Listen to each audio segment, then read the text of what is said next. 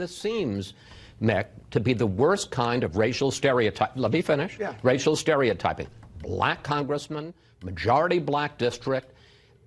I mean, no human being would want to live there. Is he saying people that live in Baltimore are not human beings? There is a massive crisis on our border that the Democrats are well aware of. We cannot allow people to pour into the U.S. undetected, undocumented, and unchecked. Americans are right to demand better border security and better enforcement of the immigration laws. While we need to address the issue of immigration and the challenge we have of undocumented people in our country, we certainly don't want any more coming in. Yet the current president of the United States called out a ranking millionaire member of Congress for his lording over his own district after Representative Elijah Cummings blamed the executive office for the crisis on the border. You're doing a great job. I guess you feel like you're doing a great job, right? Is that what you're saying? We're doing our level best in a very challenging. What does that mean? What does that mean when a child is sitting in their own feces, can't take a shower?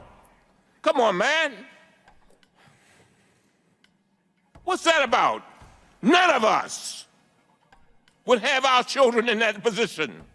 Meanwhile, impeachment bully U.S. Representative Elijah Cummings and the media cry racism after President Trump tweeted, as proven last week during a congressional tour, the border is clean, efficient, and well-run, just very crowded. Cummings District is a disgusting rat and rodent infested mess. If he spent more time in Baltimore, maybe he could help clean up this very dangerous and filthy place. No human being would want to live there.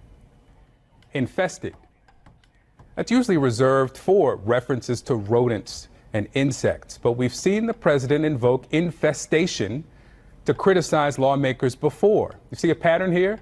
He's insulted thousands of people, many different types of people. But when he tweets about infestation, it's about black and brown people. The president says about Congressman Cummings' district that no human would want to live there. You know who did, Mr. President? I did. From the day I was brought home from the hospital to the day I left for college. And a lot of people I care about still do. There are challenges, no doubt. But people are proud of their community. I don't want to sound self-righteous. The president actually responded to Elijah Cummings. And what he said was definitely true. The house, as far as the house and everything, like I said, he has never done anything for not even one person that I know of. I never heard anybody say anything about him. And people want to talk about Donald Trump this, Donald Trump that.